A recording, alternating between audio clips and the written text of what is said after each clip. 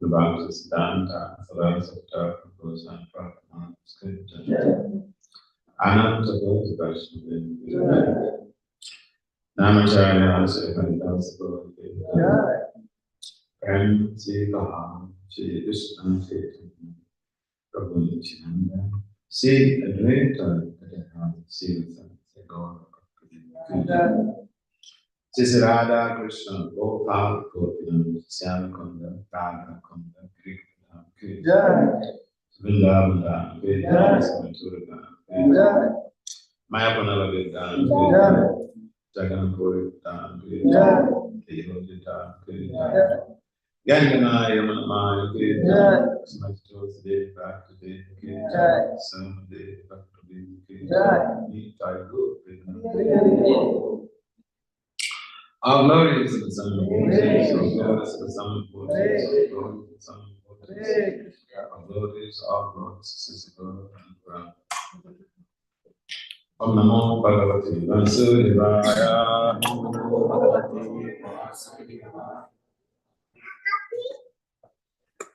Om Namo Bhagavate Vasudevaya. Om Namo Bhagavate Vasudevaya. Om Namo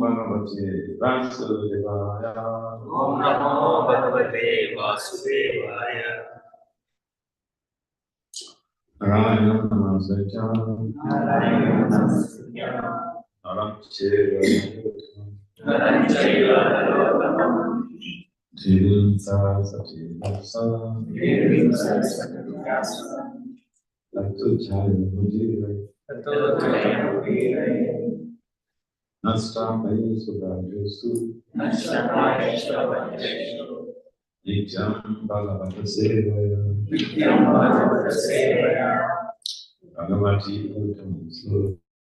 Bhagavati Bhakti Bhavati Naishti. So Srimad Bhagavatam. True? Chapter 32, text 2. Tashradaya Krantamati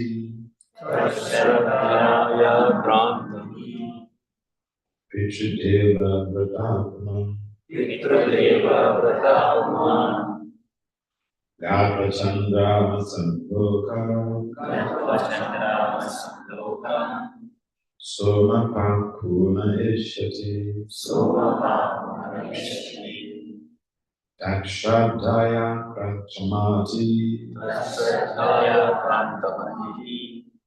Pitrideva Vratapama Garbachandra Sanloka Soma Pakuna Ishyati Dakshadaya Prathamati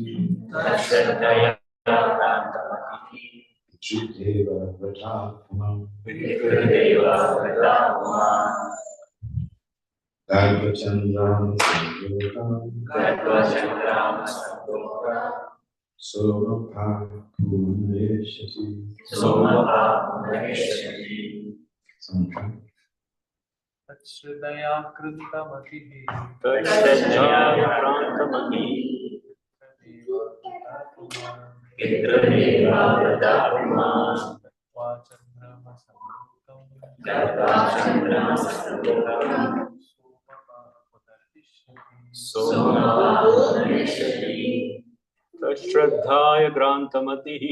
Tashradaya Grantamati Pitrudeva Vratapuman Gatva Chandrama Samlokam Somapa Punarishati.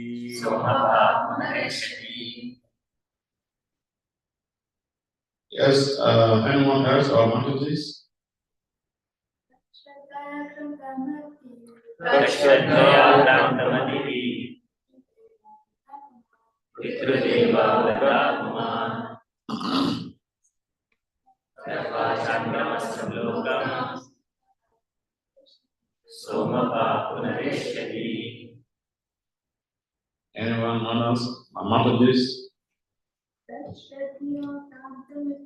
Tashradaya Grantamati Pitrudeva Vratapuman Gatva Chandrama Samlokam Somapa Punarishati. So synonyms for translation and translation for by language. It's confirmed each other. I start with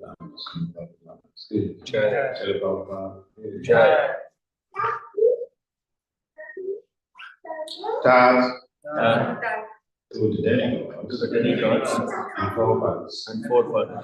Shadaya with reverence. Akranta overcome. Mati is mine. Victory to the forefathers. Deva to the demigods. Prataha is vow. Woman the person. Gatva, having gone, Chandramasam, to the moon, Lokam, planet, Somapaha, drinking soma juice, Punaha, again, Ishati, will return.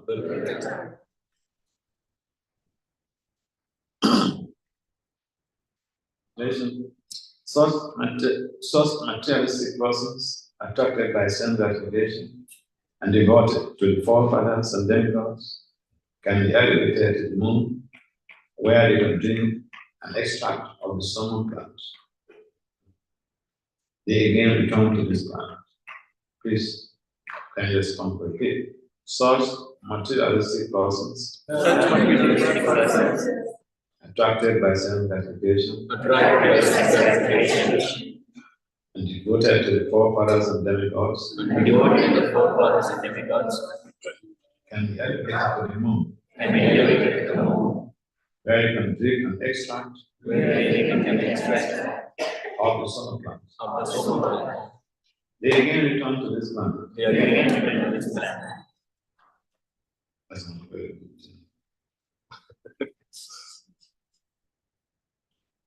Oh, the moon is considered one of the planets of the heavenly kingdom.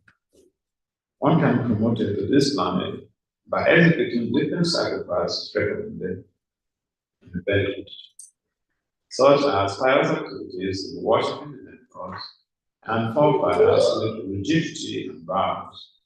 But one cannot remain there for a long time. Life on the moon is said to last 10,000 years, according to calculations of the demigods. The demigods' time is calculated in such a way that one day, 12 hours is equal to 6 months on this planet. It is not possible to reach the moon by any material vehicle like a Sputnik, but persons who are attracted by material enjoyment can go to the moon by past activities. In spite of being promoted to the moon, however, one must come back to this earth again when the next all his works in sacrifice are finished. This is also confirmed by the 12:9:21. Jeta Bukra Sagaroka Vishna Chi. Bunye Manchaloka Vishna.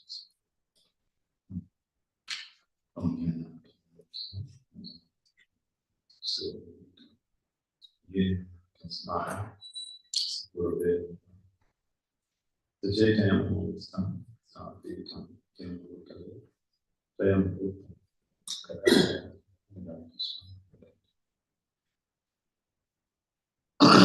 Find the sequence here, the equal fraction. So,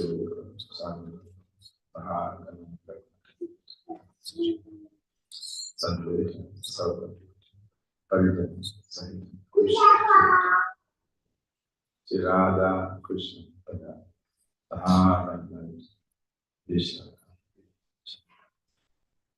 and Krishna Karun Dinoban Lord Krishna Radha Tata Kanchan Radha Vishnu Sukhi and they say Krishna Chaitanya Guru Jai Sri Krishna Chaitanya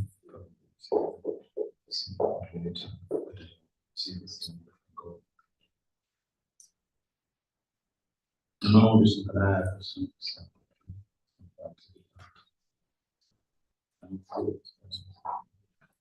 Gauravan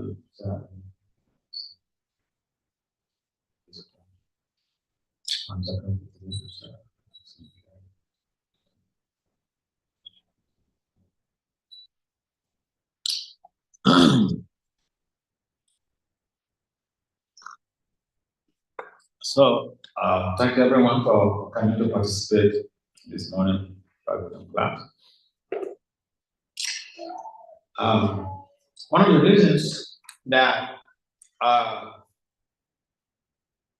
we endeavor to come physical to the class is that according to scientific research, this type of learning, this type of exchanges, face-to-face exchanges is far more result-oriented, more effective than email, than the Zoom, than the telephone.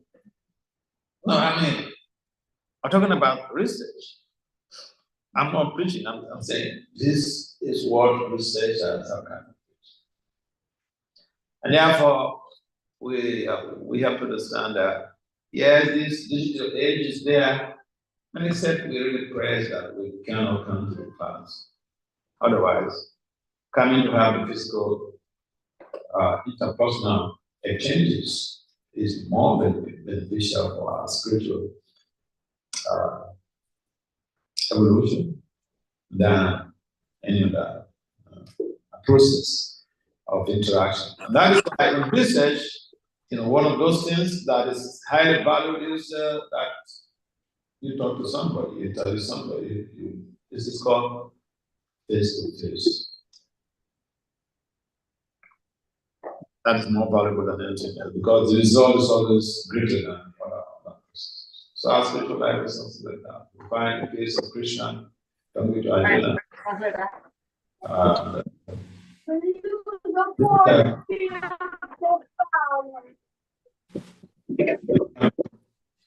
Krishna and Arjuna, there was no COVID at that time.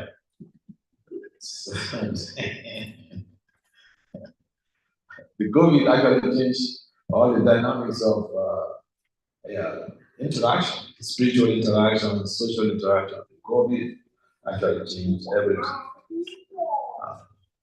So Krishna and Arjuna, it was a face-to-face business. Arjuna was confused, he was hesitant to do his duty. Krishna embarked on a strategy we call persuasion. Persuaded Arjuna, and eventually Arjuna yielded. Or he yielded. So, talking about sense gratification, sometimes, we think that everyone else is their sense gratifiers. We the devotees, we the various.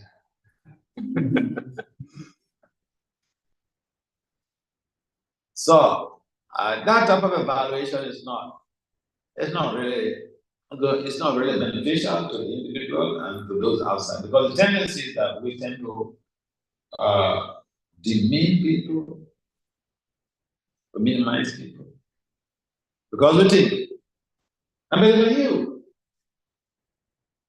because I'm a brahmachari. But we find that Lord Chaitanya's associates, was it any brahmachari? Huh? Among Lord Chaitanya's associates, Pancha, huh? Was there any brahmachari? Was there any science there? Someone having done that? Huh? Huh? Suklam Brahmachari. Suklam Brahmachari. He was Pancha Tattva?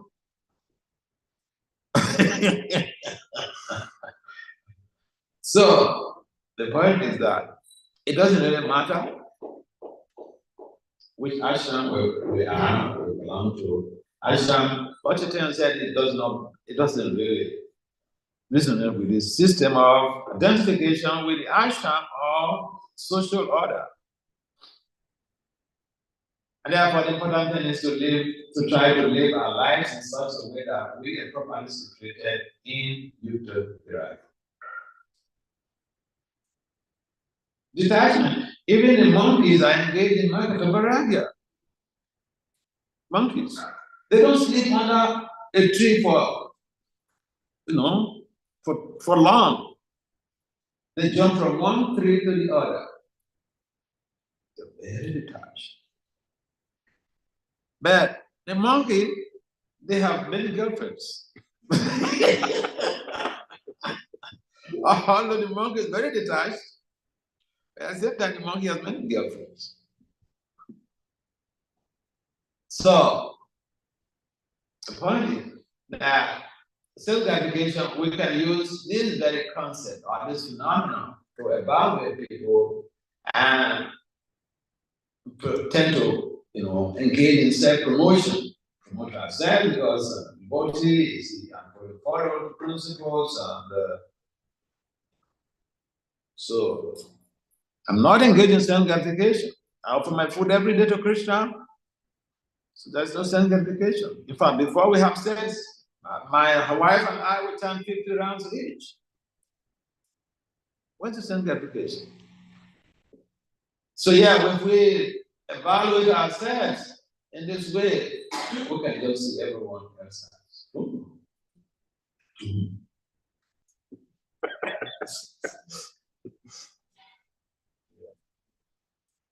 I was a new bishop when I was having some health issues. My hepatologist was, because my hepatologist was a behavior. I was sending some devotees home. And then I used to go to this doctor's place for evaluation. And there was a lady there. So she didn't see me come there. Wear type of dress, saffron cloth. The same cloth, this is all the time. The same color of cloth. So one day, she some of the courage asked me, why? I still dress like this all the time. Why? So I said, oh, because I'm a priest. Priest. She said, oh, very good. I said, you sure? You sure you're very good? So I told her, look, I don't do this, I don't do this, I don't do this, I don't do this. She said, oh, it's very good. I said, what? Then she revealed her secret to me. She said, their father trained all. She was at the time, like 34 or so, and she got married when she was 30. In America, she's not a Vaishnavi or Hindu or whatever with any type of, circumscribed lifestyle. No, a pure American. But she said, their father trained them never to have any illicit relationship with somebody until marriage. Ouch.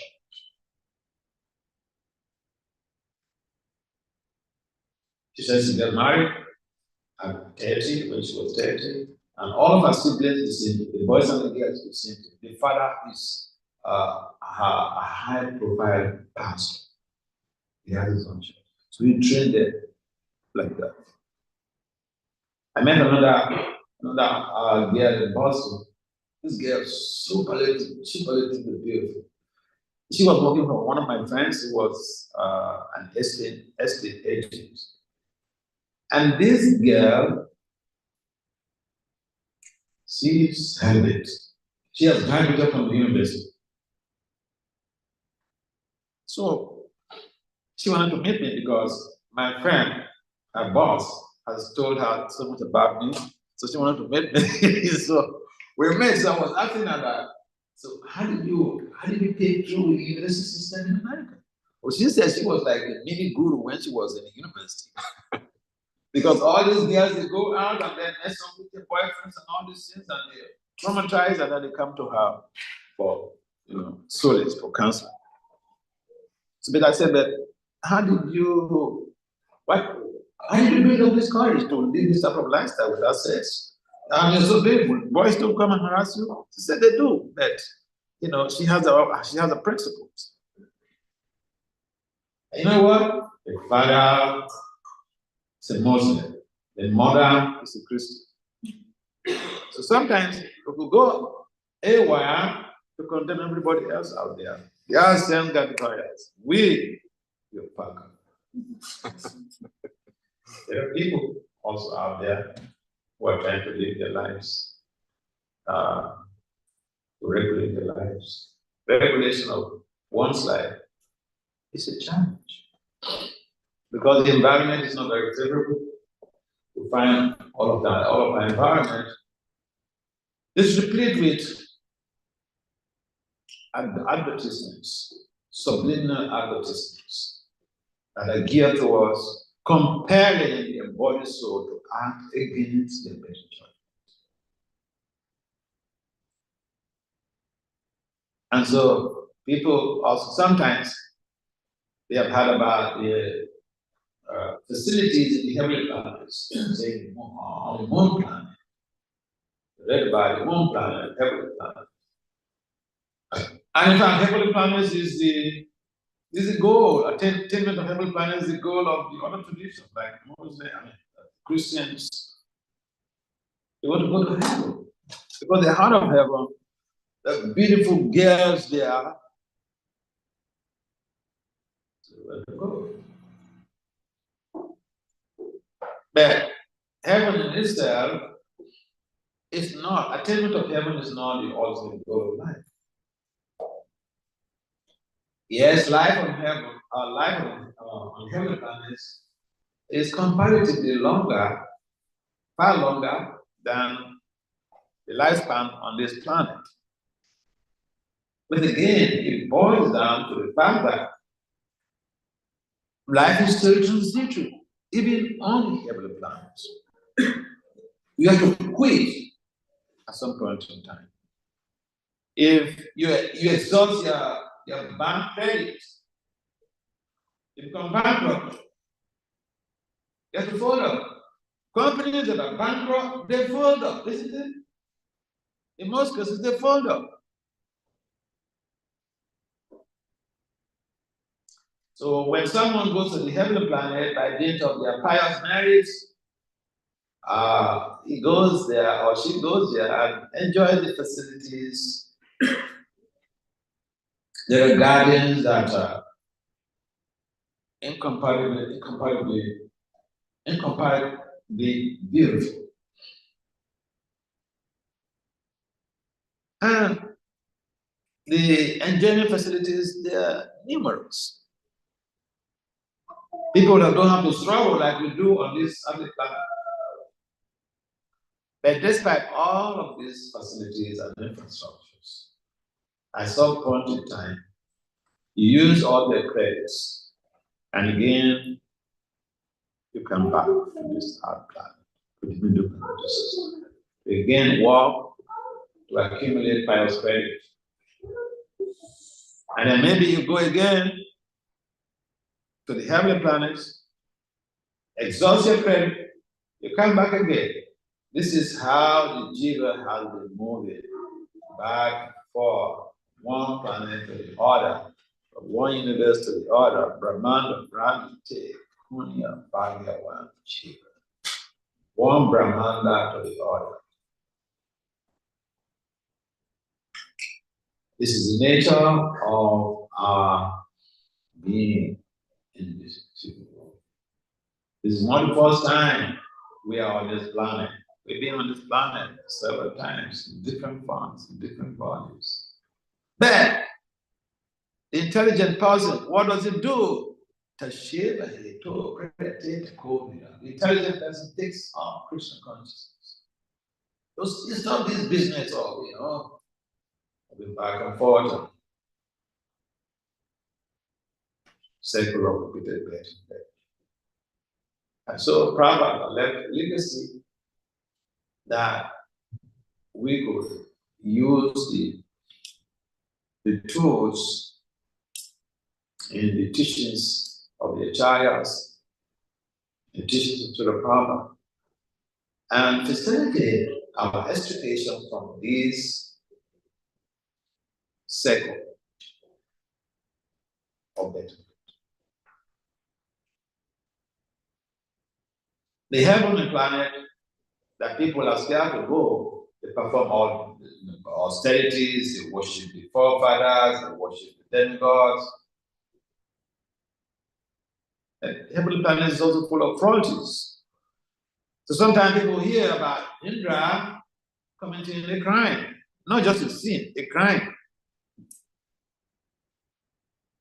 And they wonder, is that the place I want to go? The king, the head, commits crime.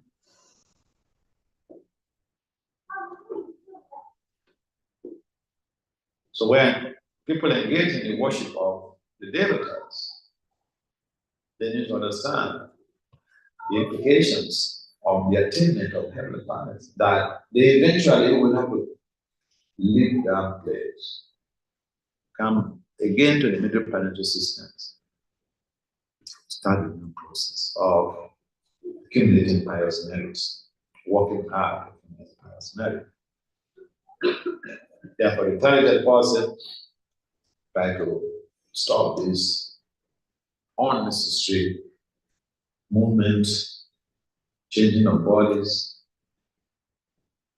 and seek out how to be able to attain perfection and go back, get out of this material world,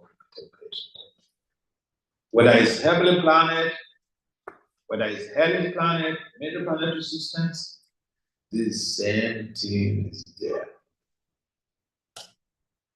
There's no duality. Except that on one plane of existence, the duality could be very, very severe. On heavenly planets, the tilt is towards enjoyment. That enjoyment facilities, like anything. In a hellish planet, the tilt is towards suffering. There is so much of suffering. When you suffer too much, to the Krishna conscious becomes a problem. It's like if you have not eaten and someone comes to preach to you, you can't hear it. You know? First, if you eat, then you can open up your ears to hear something. So too much of suffering does not facilitate Krishna consciousness motivation. Too much of enjoyment, we have also seen living on this planet. People who are extremely rich, they won't care anything about God. Except the very pious ones. The pious ones. The majority of the people who are extraordinarily rich, they don't have the time for God. Inquiries about us. Much. Because they are the center of activities. They are the God. They are the worshipful deity. So, do we want to become a worshipful deity? And take another body in the next phase of existence, and we don't know where that body, where, the type of arrangements that are waiting for us. Therefore, this whole idea of worshiping the devils, to be able to attain a platform where one will enjoy, is considered to be not a very intelligent proposition. Those who are intelligent, they don't think because, okay, someone is in prison, and then it's, okay, some of the facilities in the prison, especially in America, some of the facilities, you can even watch TV in prison. In fact, you can go to school in prison. I know one guy in New York, he was a drug baron, and he was jailed for many years. He was young when he was jailed. So you know what he did? He studied when he was in university. He ended up without a degree. Because the drug barons, normally, they have got explosive drugs and then cheap way to make money. And it's like some of the young kids also now. The quick money. So drug is also like that. And then you're doing the drugs, you're selling the drugs, you also take. because it's just that part of the whole gratification. So this guy, he was apprehended and jailed, but he viewed his jail term as an opportunity for growth. He didn't just sit back and say, "Oh, I'm finished. I'm finished. I'm finished." No, he thought, "Let me do something to help myself." So he's schooled. And you know what? He got his first degree, he got his PhD. When he came out, he was a doctor. And he went around to different places like Harlem, New Rochelle, all these places in upstate New York. He knows all of the drug dealers. So he became a counselor. He went about providing services for his former colleagues. So yeah, we can be in the material world, place of dualities, but we can take advantage and see how we can grow. You're like this guy was thrown in jail, but he didn't just blame everybody else and blame himself or kill himself. He figured out how to grow, how to take advantage of his situation. So we also can take advantage of our situation.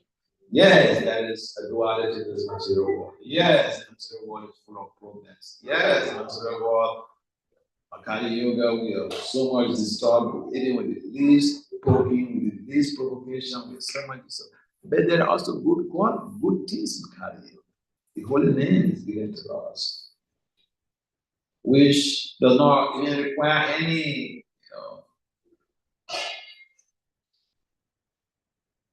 you don't need any qualifications to chant the holy names. And that is the means of becoming purified, being prepared to again rejoin Krishna, realign with Krishna. Because sometimes people think, when you have plenty of assets for such enjoyment, then you'll be happy. No, I have some of my friends, they're 3 PhDs, they're not happy. Yeah. Why? They are spiritually bankrupt. Except someone bridges the gap, except someone rides on the 2 rails of nations and science, self-realization of Krishna consciousness and professional development, they can never move. I've seen that amongst my friends, my colleagues, some of the professors, I've seen that. So this is someone who is far away, who is not close to them, may not know. Because they smile. I mean, it's like I was going to travel, so I called the airline's office, and then some lady was talking to me. She seemed to be very happy. So then I told her I wanted to make some fun. I asked, after the booking and all this, I said, "Are you happy? How are you today?" She said, "Good." I said, "Are you happy with your life?" She asked me, "Shall I tell you the truth?" I said, "Yes, tell me the truth." I said, "I asked because you seem to be very happy." From my own perception, the way you're talking to me and all this. You know what she told me? She said, "See, this is the way we are trained on the job. We impress on people so that they could be regular customers. Customer service. It's called customer service. Orientation is customer service. It is, you have to impress. First impression especially is very important. So, people like to have this type of approach to life that we use so-called happiness to cover up our real challenges. Real challenges of life are disease, old age, death. Even bed is a problem. best someone has to be locked up in a style that is not really very healthy for 8 months, 9 months. So, and just there alone, the food has to be passed through some hole. No missing anybody. That prisoner is going to be happy. It's called isolation. If someone is in prison and then they commit another crime there, then you're put in isolation. So even having to take bed is the most horrible thing. It's called isolation in prison. So is it a wonderful life? Yeah. So see, out there people don't know this, don't realize. If you read the 10th canto of the Srimad Bhagavatam, the movement of the living entities, it gives you graphic details about all this stuff. And then we are born into this world, we toss around like, everybody else coming, family members, parents, they smile and then they kiss you and all this, and you forget. You think that, oh, I'm a princess, oh, I'm a prince. See, I'm being worshipped. Like this, this world is really amazing. So we get conditioned. We feel comfortable here. That's it. I've gone around, I met people, and the only thing is that, when people see you, your values are beyond materialistic conceptions. They feel motivated. They want to be like you. Because they have the resources and the self-education is there, but they are not happy with self-education. So there is something beyond self-education. That what is beyond the natural self-education is the gratification of Krishna's sensory modalities, Krishna's senses. That is the fulcrum of Christian culture. We try to please Krishna. And if we don't please Krishna, we can get into trouble. I can tell you a story. Even amongst the gopis, one time there was a diplomatic festival that was going on in Agoda.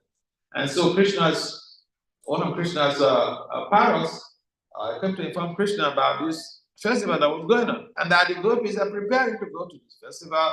They are swinging some pearls and all these things, beautiful, trying to beautify their bodies and all this. So Krishna sent a message to the gopis. In fact, he went to himself that since you are my dear followers, my dear friends, could you give me some pearls? I want to decorate my car. And then Lalita spoke up. Lalita said that, these pearls are meant for the king's wife, or the queens. You want to have them for your cows. I hear you.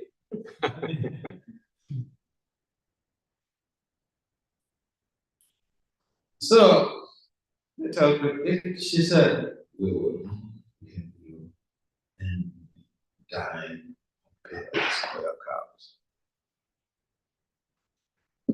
Krishna said, okay, it's good for you. So Krishna left.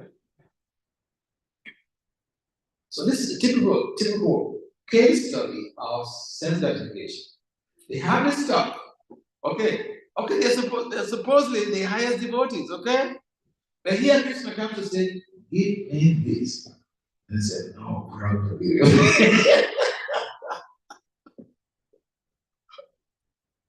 And then Krishna went to meet his mother. Janani, give me pearls. I want to go and develop a garden. Plant pearls. The mother said, what? Pears don't grow from the ground. These things you see, they are gotten from oysters and other sources, not from the ground.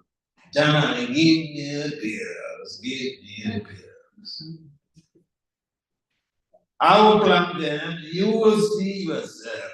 I will get you there, you see the results. She knows Krishna, mystic child. So you collect all our peers and give it to him. Krishna went to develop the garden. 3 days time, the whole place is booming. The gopis saw that and they thought, Krishna will not give us a time. He came to beg us. We refused. Now, he's gotten all of these assets. He will not give us. And true, Krishna refused to give it. But when the gopis eventually decided that they would also, they saw when Krishna was developing his garden. We saw what he was doing. Let's do the same thing. Let's get a bigger plot, bigger garden. We get pearls that will supersede his. So the point is, see, when if even we are devotees and we do something not for the purpose of pleasing Krishna, that is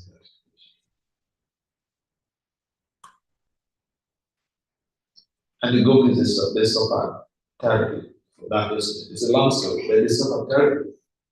They lost all their parents. Parents were harassing them. Then they came to beg Krishna, repeatedly begging Krishna, Krishna, really struggled. But you know what? Subha, who was a close friend of Krishna, was, behind the gopis, was signing the gopis, was playing with the gopis. At one time, Subha chastised Krishna. What are you doing? Why are you acting like this? These gopis, they are demons. So they made a mistake, they messed up, and you will vex him. My friend, don't do like this. So, yes, we're trying to serve Krishna. We have to be careful. What we do, what we say, our feeling, thinking, and willing should be resonate with Krishna's desires. Otherwise, it's going to suffer. And we will suffer success. So even the gopis is setbacks because their thoughts did not resonate with Krishna at that in that year. Krishna showed them that hey, I'm Supreme Krishna. I play around with you, but look, I'm not one of you. So Krishna is watching us. The Bhakti Swami said that Jagannath had big eyes. She's far and wide. And he's looking at not just what we give to him, what we have given behind.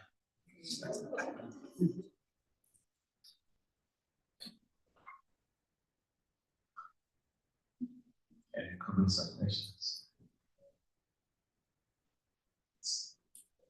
Thank you so much for another wonderful class. I was just thinking about this pastime, about the pearls you shared. We're just contemplating on the other aspect on that. They said we won't give you. Okay. It's on much higher platform, but I'm just picking up for my side. So a lot of time it happens, something or someone whom we are attached the most, and we see we are about to lose them. But the endeavor, no, it'll be fine, it'll be fine, is so prominent that we lose to actually take the shelter of Krishna. Ultimately, that person or that thing is taken away from me, or whoever it is. The question here is that I lost that time in that endeavor. If I would have taken the shelter of Krishna before, my consciousness would have been somewhere else. So how do we actually always be mindful about, I want to put an endeavor, but at a certain period of time, I don't want to be too late in asking for mercy. I have to understand this is it. I cannot go beyond this boundary and I have to take shelter of Krishna, because without that, this not going to work out. So, that's a nice point. See, I can give you my case. I've been brought in a very traumatic experience just a couple of days ago. Because one of my best friends, this guy, he's a doctor, he has a PhD. From he works in Washington DC area. Young man, pretty young man. He was assaulted. He was assaulted by some accidents, and he was admitted in hospital. And then he succumbed to the injuries. He died. And this is somebody who was just too close to. This is not my first experience. I remember when I was in Africa, I had one of my friends, or the president of Lagos at the time, and this guy is a businessman. He was so helpful to the temple. He comes sometimes the weekend, and he sleeps with me in the same office. I sleep on a mat here, he sleeps on a mat there. And you know what? He was attacked in his house by gunmen, was killed, and his sister also was killed on the spot. Sometimes we just think, Krishna, what is this?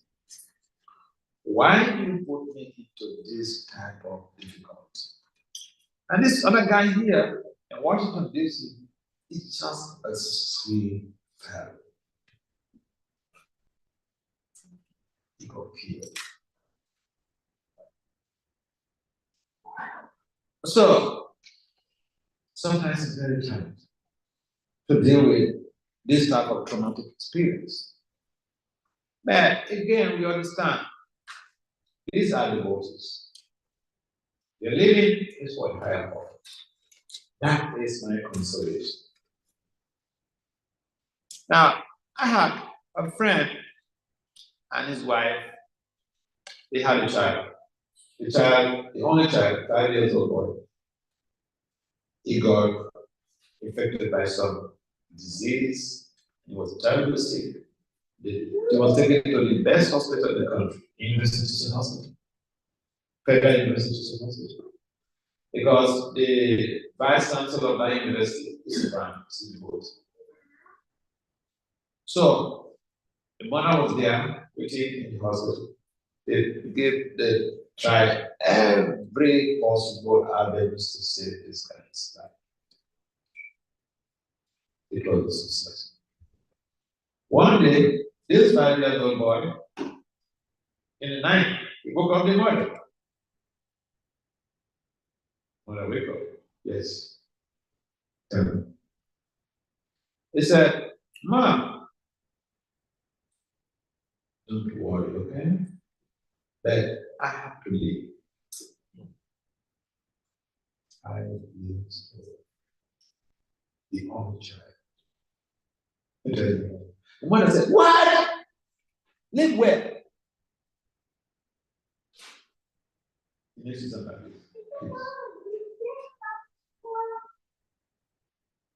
He repeated, Mom, I have to leave. We went back to sleep.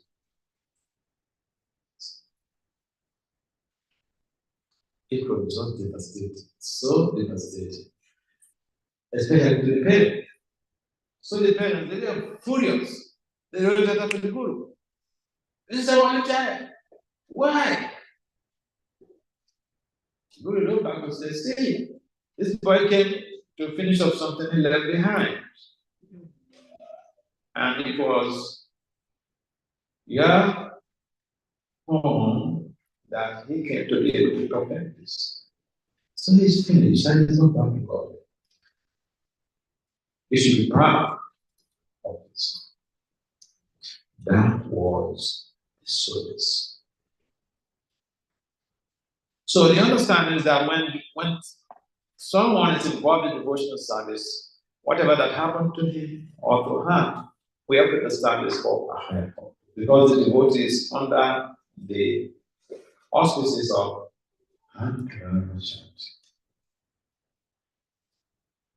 yeah. When I had a terrible accident, I broke my bladder, broke my pelvic bone, broke this bone, broke my leg, and all these things.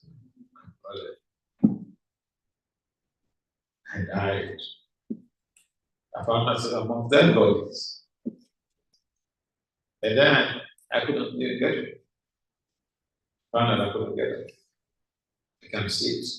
I can't get it. So I was taken to the hospital, had all types of multiple major surgeries. I was lying down in the hospital like this for 2 months. So eventually I got discharged, and when I was discharged, I was carrying a super tube. So my group Maharaj, he has had a bad accident. People who had the accident, the news went around that, oh, Vasudev does all his bones are broken. He's waiting to go. All the bones are broken. That was the news I wanted to hear. But not really all my bones. My pelvic bone, the major bone was broken.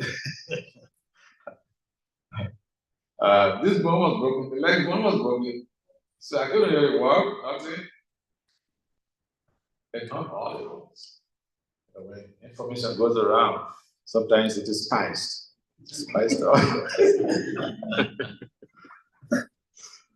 Yes, so but then I found this when my Guru Maharaj came, he didn't tell me, oh, Vasudev, I feel bad for you, you have to pass through all these problems, and how Krishna will help you to go. He said, Vasudev, you are on a crash program. Crash program.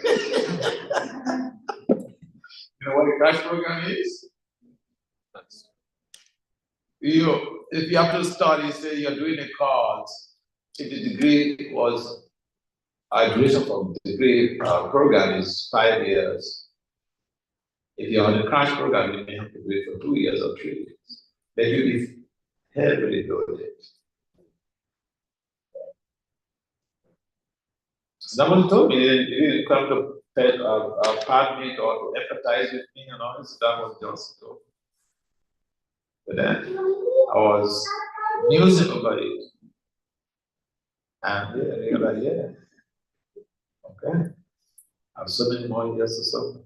Because, the pain in that very incident was, we read and heard that, at the time of death, that's the time, Yam Vapis, Parampavan, Tyajanti, Antikalebra. I remember Krishna at the time of the accident. Because when the vehicle was, turning, people were shouting. Then I thought, what flushed my mind was, oh, my life is finished. Hare Krishna, Hare Krishna. That was the last thing I knew I did. So I knew that I turned Krishna's name. Why I didn't die and leave the body was what was painful. Yeah. So, but Krishna knows better. So we have to align, adjust ourselves. See, the problem that majority of us have on the planet is we are psychologically maladjusted. We are not able to adjust ourselves to suit the purposes of the era, current situation.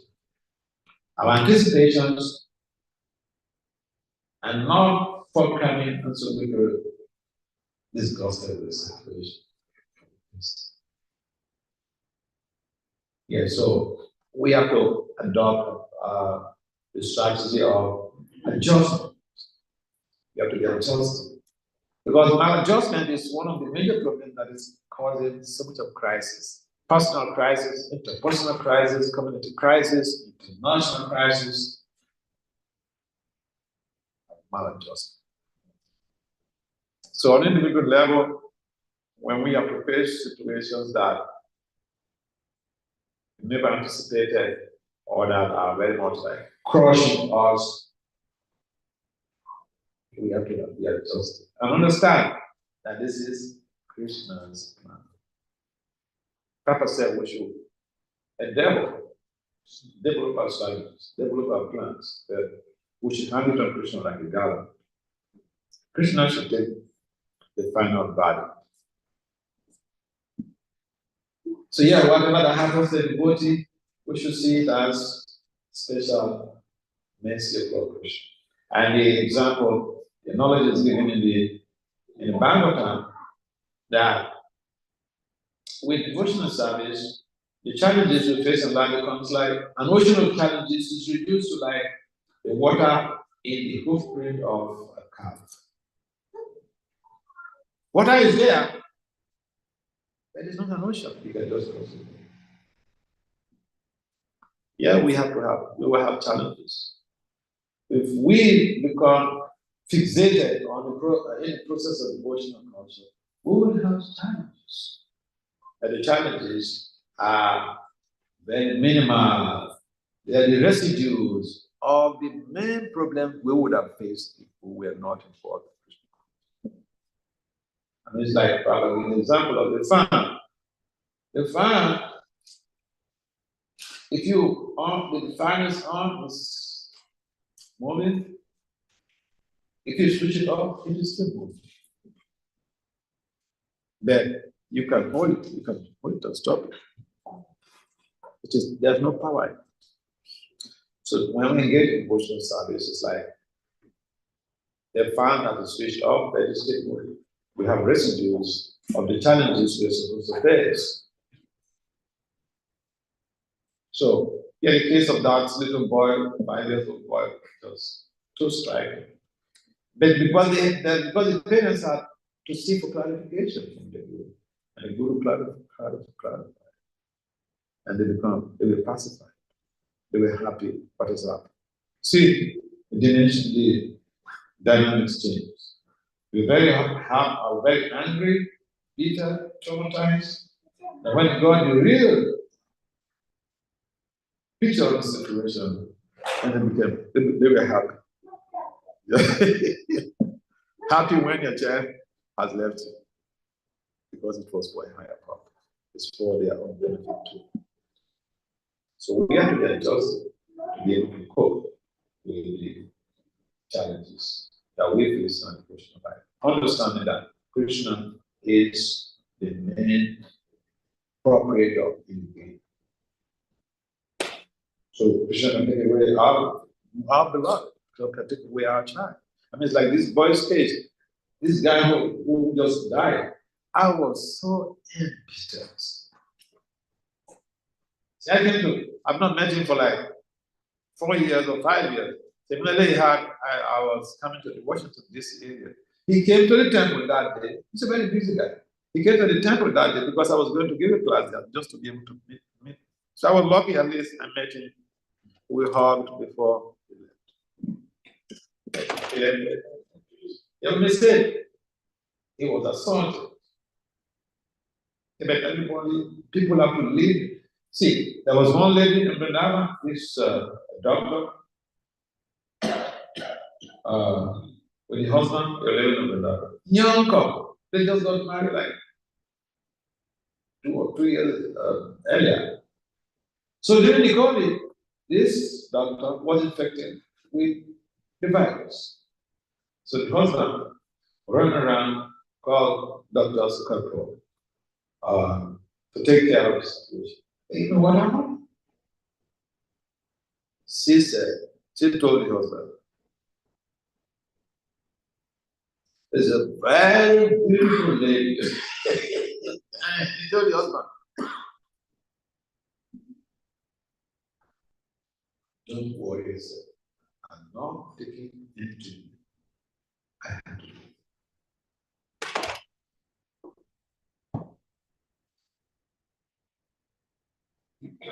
She said, it's time to leave. So she didn't take any treatment. Then he comes in. The husband told me, husband is my close friend. He told me when they cremated her body by the back of the Jamuna, they saw some deity inside the ashes.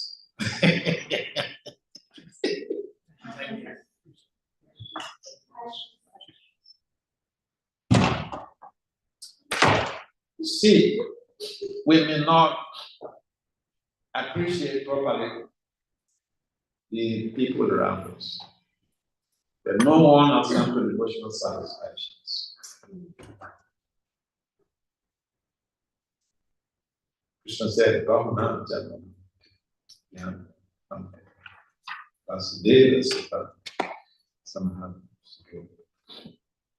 So, I think that we can enjoy this. Krishna, what is it? Huh?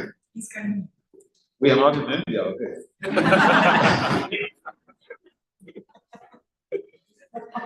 In India, from my own experience, you give a class in India, and you ask the devotees or the manager, what time is the class for this class? And I have a lot of times to be devoted. You know what they tell you? Oh, Maharaj, you're not in America, just continue.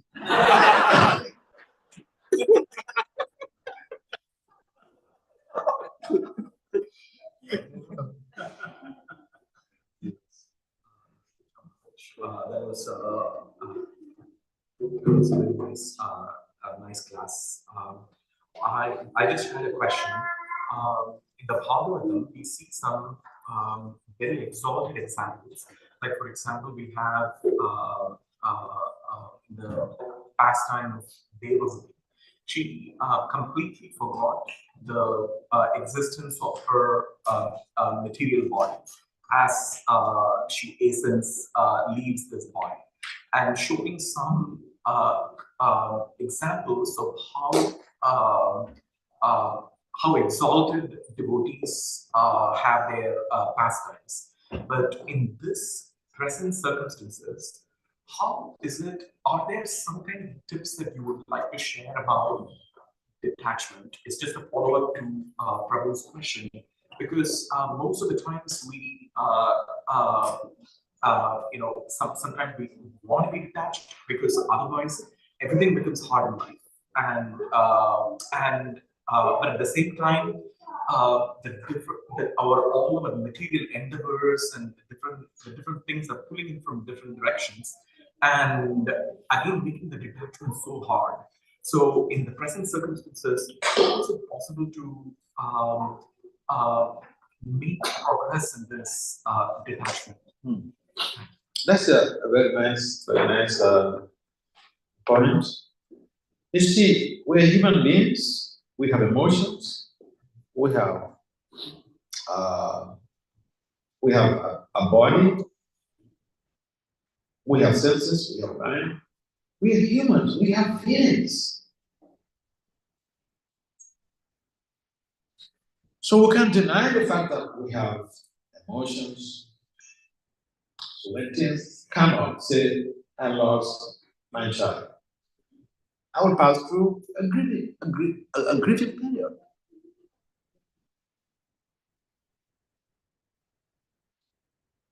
Say, I lost my spiritual master, I pass through a grieving period. Some people, it may take them a long time to finish up that. I remember before Swami left the planet, he had program was, those of us who were close to him at the time, his program was that he was going to leave any day. So be prepared.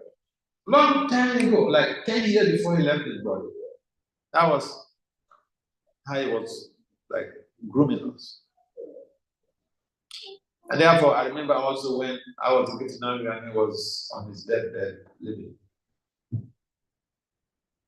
In days I had to give class, he would personally call me and said, Vasudev, speak to the devotees like this, speak to the devotees like this, speak to the devotees like this, because they're very disturbed that I'm going to leave, so can you guys talk like that, speak to the devotees about this. Some people are not so much lucky to have that type of close relationship with him. And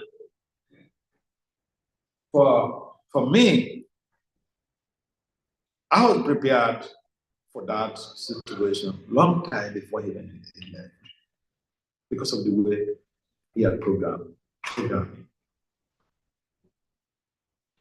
So some of us are not very prepared for the worst scenario, but depending on how someone is trained, that matters how to deal with personal conflicts, traumatic,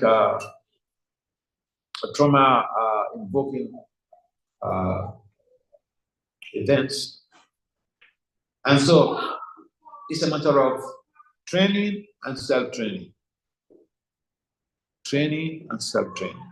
Because if we say I think one of Prabhupada's disciples,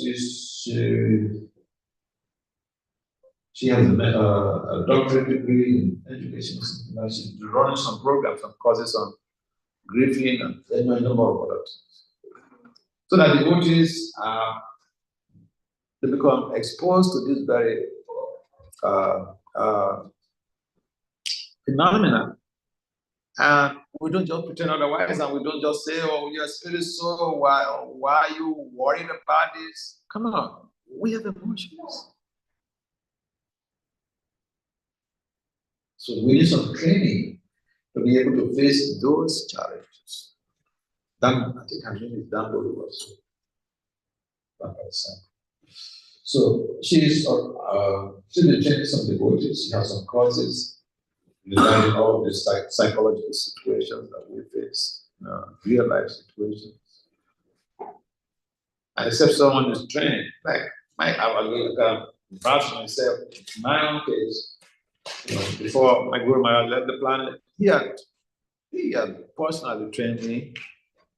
And some of us that, and we were aware he was going to leave anytime. But then it took about 10 years afterwards before he even left. So at the time when he was living, especially the younger devotees who were not exposed to that type of training, I know some of my God siblings that they had real traumatic experience. Some of them had to be hospitalized. So it requires some frame of mind that comes with training. Otherwise, we can't say we don't have feelings. And like Prabhupada says, you cannot be desireless. You cannot be feelingless. No, you cannot be feelingless. We have emotions. We have to deal with our reactions. And so we have to train ourselves or get some training regarding how to deal with these traumatic events. You lost somebody. It is very disturbing, boy. Like in case of this boy, my friend he was just succumbed to the injuries of his assaults. It's painful. But I remember when my father left his body. So one of my disciples, she was asking, she's a lawyer, and she asked me a question about how I felt.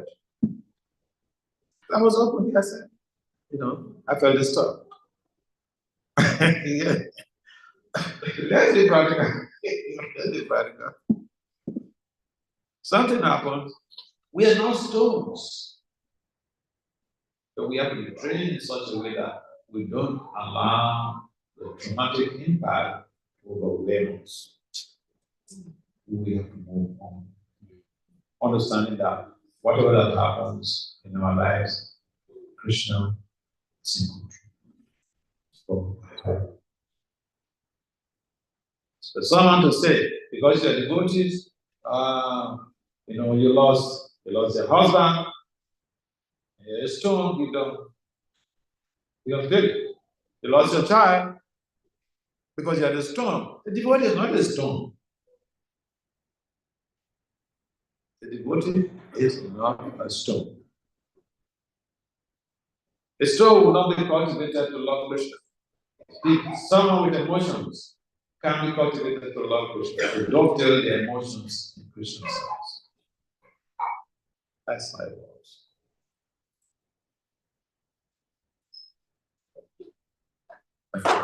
All right. Oh. Thank you so much for your questions. You mentioned about how we, the facilities in this material world is like a prison. And this is a personal challenge that I need to understand it theoretically, understand it. But when it comes to the application, I feel like I make myself comfortable or increase those facilities within this, saying I'm doing it for Krishna or I'm doing it for the service of the devotees. How to come out of that mentality or how to, realize, I understand it, but applying it is a struggle. Now, thank you, Maharaj. What's the way?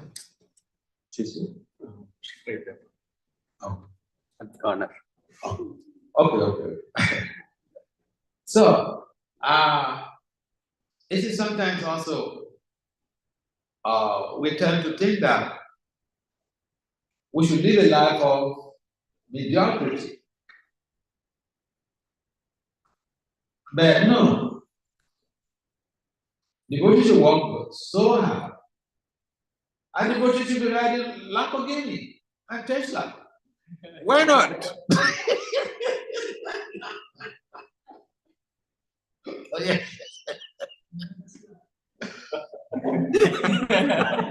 Everything in this world belongs to Krishna, okay?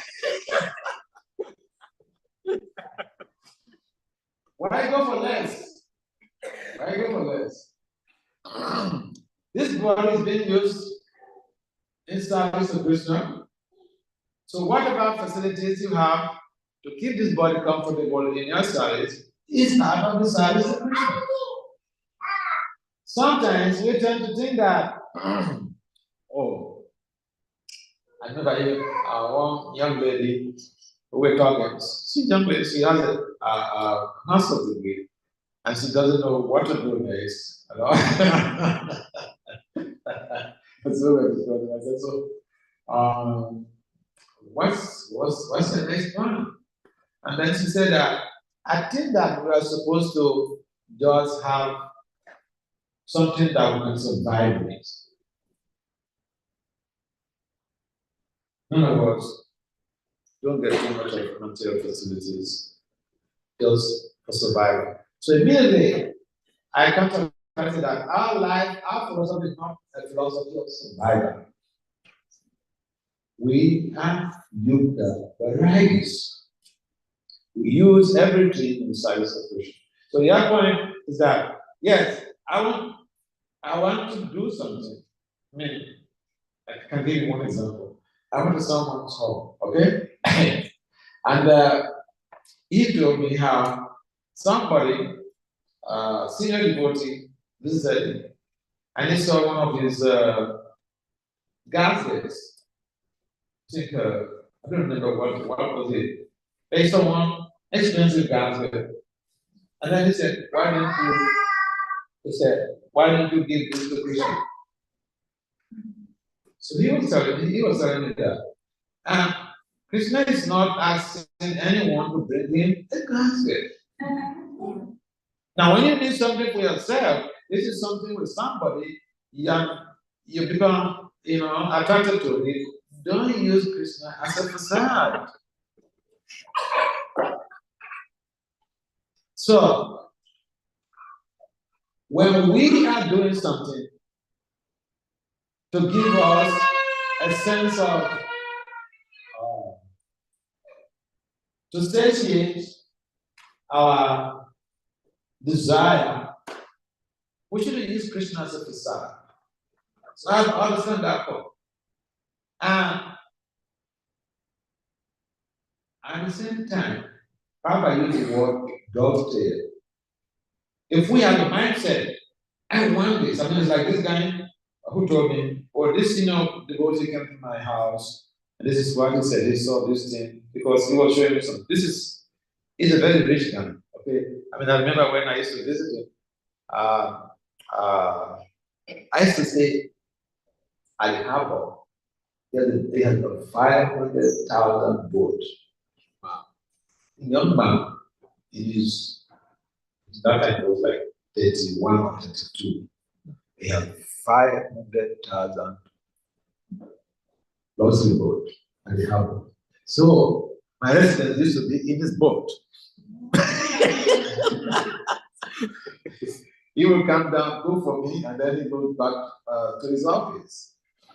So he was one who told me this story that some senior person, I don't want to mention specifically about the grade of that senior person, but the senior person from Gaudiya Vaishnava tradition. He came to me, he saw one of his alarming classmates, and he said, why did you give this to Krishna? He didn't give.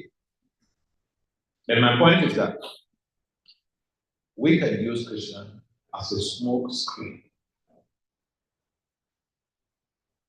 for our personal goals, which is not good. But when something to ourselves, don't use Krishna as a disciple.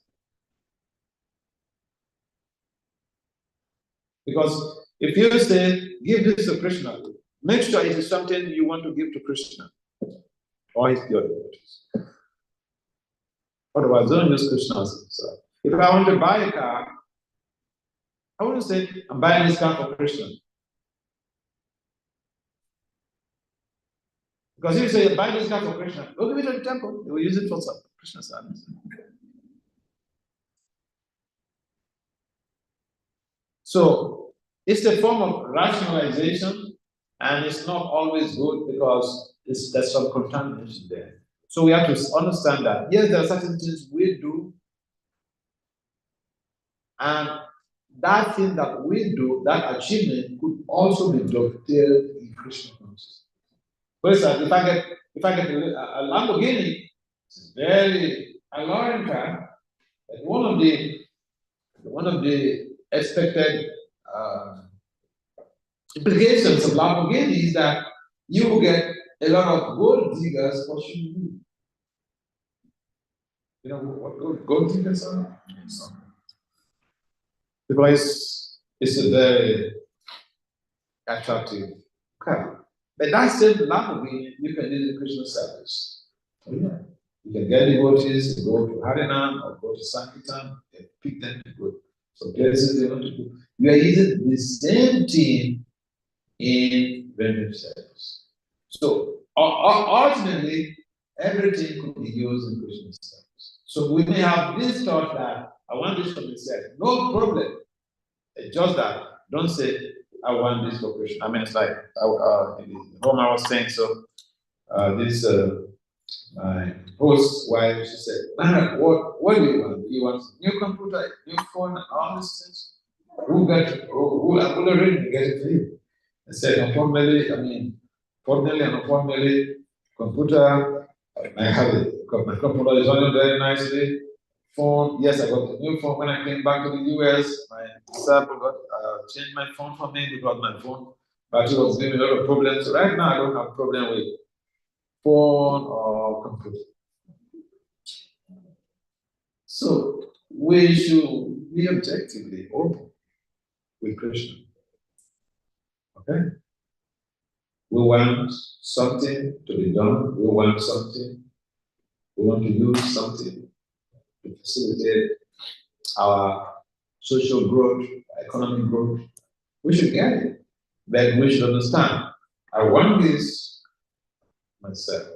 I want this to be able to facilitate my job, to be able to go to work on time. But the process of their job are also used in Christian studies. So even what you seem to want for yourself ultimately becomes useful for Christian studies. Because these things facilitate your financial, economic professional growth. In the car to go to work. So you can say, well, I'm so detached, a devotee, you're supposed to live You know, suppose you don't go with a train or with a bus. So we sometimes go to the exchange, all in the name of the country. Then, according to our own philosophy, we can use everything Christian service.